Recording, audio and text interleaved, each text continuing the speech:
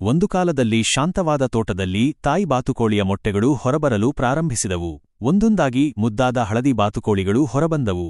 ಆದರೆ ಕೊನೆಯ ಮೊಟ್ಟೆಯಿಂದ ದೊಡ್ಡ, ಬೂದು, ವಿಚಿತ್ರವಾಗಿ ಕಾಣುವ ಬಾತುಕೋಳಿ ಮರಿ ಹೊರಬಂದಿತು.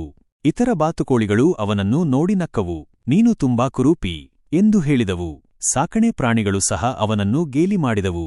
ದುಃಖ ಮತ್ತು ಯಾರೂ ಬೇಡವೆಂದು ಭಾವಿಸಿ ಕುರೂಪಿ ಬಾತುಕೋಳಿ ಓಡಿಹೋಯಿತು.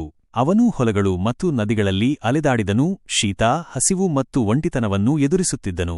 ನಂತರ ಒಂದು ವಸಂತಕಾಲದ ದಿನ ಸುಂದರವಾದ ಬಿಳಿ ಪಕ್ಷಿಗಳ ಗುಂಪೊಂದು, ಹಂಸಗಳು, ನೀರಿನ ಮೇಲೆ ಜಾರುತ್ತಿರುವುದನ್ನು ಅವನು ನೋಡಿದನು. ಅವನು ಮೊದಲ ಬಾರಿ ನೀರಿನಲ್ಲಿ ತನ್ನ ಪ್ರತಿಬಿಂಬವನ್ನು ನೋಡಿ ಆಘಾತಕ್ಕೊಳಗಾದನು. ಅವನು ಬೆಳೆದು ದೊಡ್ಡವನಾದ ಮೇಲೆ ಆಕರ್ಷಕವಾದ, ಸುಂದರವಾದ ಹಂಸವಾಗಿ ಬೆಳೆದಿದ್ದನು. ಈಗ ಎಲ್ಲರೂ ಅವನನ್ನು ಮೆಚ್ಚಿದರು. ಕುರೂಪಿ ಬಾತುಕೋಳಿ ಎಂದಿಗೂ ನಿಜವಾಗಿಯೂ ಕುರೂಪಿ ಆಗಿರಲಿಲ್ಲ.